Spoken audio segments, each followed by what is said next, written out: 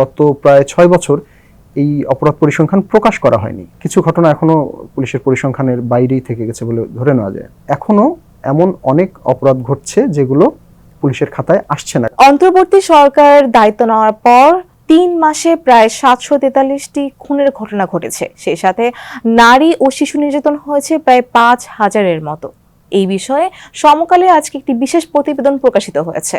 এই বিষয়ে আজকে আমরা কথা বলবো সমকালের সিনিয়র রিপোর্টার ইন্দ্রজিৎ সরকারের সাথে। ভাই, আপনাকে সমকাল স্টোরিতে স্বাগত। তো প্রথমে আপনার কাছে যে কোশ্চেনটা আমি জানতে চাবো যে ৩ মাসে ৭৪৩টি খুন হয়েছে, তো খুনের সংখ্যা কি বেড়েছে?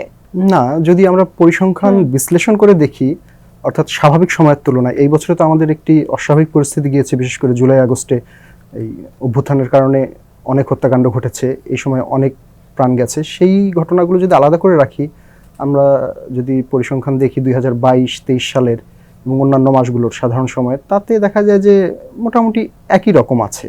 মানে গড়ে প্রতি মাসে গড় করলে যেরকম খুনের ঘটনা থাকে সেরকমই আছে, বা এই ৫-৭টি কম বেশি হয়েছে। অর্থাৎ খুব বড় ধরনের পার্থক্য তৈরি হয়নি এই সেপ্টেম্বর, অক্টোবর এবং নভেম্বর মাসের যে খুনের ঘটনাগুলো ঘটেছে এই সময়টাতে, আগস্ট পরবর্তী সময়ে। পরে জানতে চাইবো যে দেশে প্রতি বছর কতগুলো খুনের ঘটনা ঘটে? হ্যাঁ, এটা ভালো প্রশ্ন করেছেন। আসলে আমাদের সাম্প্রতিক বছরগুলো দেখা যায় যে প্রতি বছর গড়ে ৩,০০০-এর কিছু বেশি খুনের ঘটনা ঘটে। অবশ্যই এই বছরে অর্থাৎ ২৪ সালে সেটা বেশি হবে ওই জুলাই আগস্টের কারণেই, কিন্তু 2022 এবং 23 সালে আমরা যেটা দেখেছি ৩,০০০-৩,০০০-এর আশেপাশে, এরকম ৩,০০০ থেকে কিছুটা বেশি থাকে প্রতি বছর খুনের ঘটনা। জুলাই আগস্টের মৃত্যুর সব ঘটনা কি পুলিশের পরিসংখ্যানে এসেছে? জুলাই আগস্টের ঘটনাগুলো আসলে পুলিশ তো যেভাবে পরিসংখ্যান করে এটা নিয়ে একটু আছে, সেটা হলো যে পুলিশ যেটুকু মামলা পায়, যেসব ঘটনায় ভিকটিম বা ভিকটিমের পক্ষ থেকে বা সংশ্লিষ্ট কেউ মামলা করেন, শুধু সেই ঘটনাগুলো পুলিশের পরিসংখ্যানে থাকে। অর্থাৎ এমন যদি ঘটনা থেকে থাকে যে ক্ষেত্রে পুলিশের কাছে মানে মামলা হয়নি বা অভিযোগ যায়নি, সেক্ষেত্রে সেগুলো পরিসংখ্যানে আসে না। অর্থাৎ ঘটনা ঘটেছে কিন্তু পুলিশের পরিসংখ্যানে নেই। তো জুলাই আগস্টের ক্ষেত্রে এরকম হয়েছে, কারণ আমরা জানি যে ওই সময় আমাদের আইন শৃঙ্খলা পরিস্থিতি ভেঙে পড়েছিল এবং পুলিশ একটা খুব এলোমেলো পরিস্থিতিতে, নড়বড়ে পরিস্থিতিতে চলে গিয়েছিল। সে কারণে ওই সময় ঠিকঠাক মামলা হয়নি, যে মামলাগুলো এখনো হচ্ছে। মানে জুলাই আগস্টে নিহতের ঘটনায় আপনার আগস্টে তো হয়েছে, সেপ্টেম্বরে হয়েছে, অক্টোবরে হয়েছে। এই কারণে ওই সময়ের ঘটনাগুলো বিভিন্ন মাসে পড়ে গেছে। সেক্ষেত্রে তারপরও মনে হয় যে সবগুলো ঘটনা এখনো পুলিশের পরিসংখ্যানে অন্তর্ভুক্ত হয়নি, কিছু সম্ভবত বাদ পড়ে গেছে। কারণ যেসব সংগঠন এই আন্দোলনের সঙ্গে সম্পৃক্ত ছিল বা সরকারি বিভিন্ন দায়িত্বশীল ব্যক্তিরা যেসব সংখ্যা বলেছেন, ততগুলো মামলা এখনো হয়নি। অর্থাৎ কিছু ঘটনা এখনো পুলিশের পরিসংখ্যানের বাইরেই থেকে গেছে বলে ধরে নেওয়া যায়। পুলিশ দীর্ঘদিন অপরাধ পরিসংখ্যান করেনি, এর কারণ কি? অপরাধ পরিসংখ্যান করেনি ঠিক নয়, আসলে অপরাধ পরিসংখ্যান তো এটা তাদের নিয়মিত প্রক্রিয়া। অর্থাৎ প্রতি মাসে প্রতিটা রেঞ্জে, প্রতিটা থানায় কতগুলো অপরাধ সূচকে কতগুলো ঘটনা ঘটলো, সেটা চুরি, ছিনতাই, ডাকাতি থেকে শুরু করে খুন পর্যন্ত সবগুলোই তারা নথিভুক্ত করে। কিন্তু যেটা হয়েছে গত প্রায় ৬ বছর এই অপরাধ পরিসংখ্যান প্রকাশ করা হয়নি। এর কারণ আমরা যতটুকু জেনেছি যে আসলে তৎকালীন পুলিশের যারা ঊর্ধ্বতন কর্তৃপক্ষ, ঊর্ধ্বতন কর্মকর্তা ছিলেন, তাদের ব্যাপারে অনীহা ছিল। এবং আমরা নানাভাবে যেটা শুনেছি, অনীহা থাকার কারণটা আবার এরকম যে ওই পরিসংখ্যানটা ওয়েবসাইটে দিয়ে দেওয়ার কারণে বা সাংবাদিকদের কাছে সহজলভ্য হওয়ার কারণে ওই পরিসংখ্যানের ভিত্তিতে দেশের সামগ্রিক অপরাধ পরিস্থিতিমূলক কিছু রিপোর্ট প্রকাশিত হতো, যে দেশে এত খুন বেড়েছে বা ডাকাতি বেড়েছে, এরকম রিপোর্ট হতো। এতে অনেক সময় পুলিশের ঊর্ধ্বতন কর্মকর্তা কেউ কেউ হয়তো বিব্রত হতেন, যে কারণে এক পর্যায়ে তারা এটা বন্ধের নির্দেশ দিয়েছেন যে এটা যেন পাবলিশ করা না হয়। মানে তালিকা তো হতোই, পরিসংখ্যান তো হতোই, কিন্তু সেটা প্রকাশ করা হতো না। যেটা এই আওয়ামী লীগ সরকার পতনের পর, অন্তর্বর্তী সরকার দায়িত্ব নেওয়ার পর আমরা সাংবাদিকরা বিভিন্ন অনুষ্ঠানে এই প্রসঙ্গটা তুলেছি যে কেন এই লুকোচুরি, কেন অপরাধ পরিসংখ্যান প্রকাশ করা হচ্ছে না। তার পরিপ্রেক্ষিতে অবশেষে এই চলতি ডিসেম্বরে এই প্রথমবার, মানে এই ৬ বছর গ্যাপ দেওয়ার পর ডিসেম্বরের সম্ভবত ৫ তারিখে, এই প্রথম সপ্তাহে আর কি, ডিসেম্বরে প্রকাশ করা হয় ৬ বছরের পরিসংখ্যান।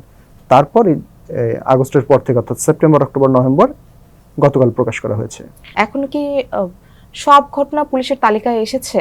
আর আইন শৃঙ্খলা বাহিনী কি তারা পুরো দমে কাজ করতে পারছে কিনা? এই সরকার পতন পরবর্তী পরিস্থিতি থেকে এখন পর্যন্ত আমাদের আইন শৃঙ্খলা বাহিনীর বিরুদ্ধে একটা বড় অভিযোগ যে তারা ঠিকঠাক কাজ করতে পারছে না, মানে তাদের মনোবল ভেঙে গেছে, তাদের সামাজিক নেটওয়ার্ক ভেঙে গেছে, তাদের যে গোয়েন্দা তথ্য সংগ্রহের প্রক্রিয়া এবং মানে তাদের স্বাভাবিক কার্যক্রম পরিচালনার জন্য যে ধরনের একটা পরিস্থিতি তৈরি হয় সেটা এখনো বোধহয় তৈরি হয়নি, যে কারণে এখনো অনেক রকমের অপরাধ ঘটছে, বিশেষ করে চুরি, ছিনতাই, ডাকাতের মতন, যেটাকে আসলে ক্রাইম এগেনস্ট প্রপার্টি। তো এটা ঘটেই চলেছে, এই ধরনের ঘটনা অনেক ঘটছে, কিন্তু সব ঘটনা যে পুলিশের পরিসংখ্যানে আসছে তা নয়। আমরা এই রিপোর্টটি করার ক্ষেত্রে একজন অপরাধ বিশেষজ্ঞের সঙ্গে কথা বলেছিলাম, অধ্যাপক উমর ফারুক। উনি বললেন যে আসলে একটা গবেষণায় দেখা গেছে যে সার্বিক অপরাধের মাত্র 27% রিপোর্টেড হয়, অর্থাৎ এর বাইরে যে বিপুল সংখ্যক ঘটনা সেগুলো পত্রিকার পাতায় বা পুলিশের খাতায় উঠে আসে না। তবে খুনের ক্ষেত্রে এটা ব্যতিক্রম, কারণ খুনের ঘটনাটা যেহেতু একটা বড় রকমের অপরাধ, এটা সাধারণত জানা যায় এবং সাধারণত পত্রিকার পাতায় এবং পুলিশের খাতায় চলে আসে।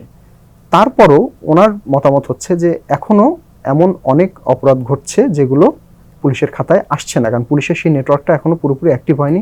অনেকেই পুলিশের উপর এখনো ওই আস্থাটা ফিরে পাচ্ছে না যে পুলিশের কাছে যাব, মামলা করব, কোনো লাভ হবে, এরকম জায়গা থেকে এখনো পুলিশের কাছে যাচ্ছে না, যে কারণে পুলিশের খাতায় এখনো সঠিক পরিসংখ্যান আসছে না। যেন পুলিশের খাতায় সঠিক পরিসংখ্যান আসে এবং পুলিশ যেন সেই সমস্যাগুলোর সুরাহা করতে পারে, যেন এই ধরনের অপরাধ ঠেকাতে পারে, সেক্ষেত্রে উনি মনে করছেন, আমাদের ওই অধ্যাপক উমর ফারুক মনে করছেন যে আরও নজর দেওয়া দরকার পুলিশের এই সেক্টরটাতে, যাতে মানুষের মনে আস্থা ফিরে আসে, উদ্বেগ উৎকণ্ঠার যে জায়গাটা আছে সেটা দূর হয় এবং আইন শৃঙ্খলা পরিস্থিতি পুরোপুরি নিয়ন্ত্রণে থাকে।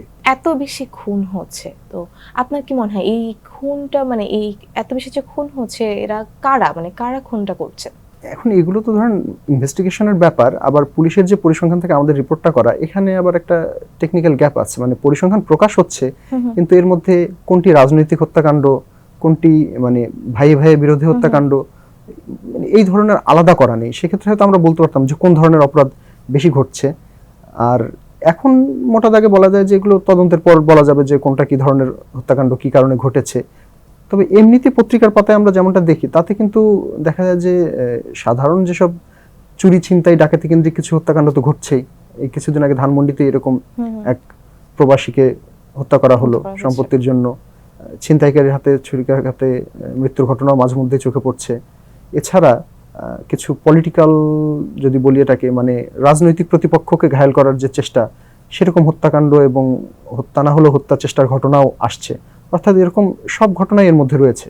দর্শক, এই ছিল আজকের পর্যালোচনা। এতক্ষণ সাথে থাকার জন্য আপনাদের অসংখ্য ধন্যবাদ। আবারও দেখা হবে নতুন কোনো বিষয়ে।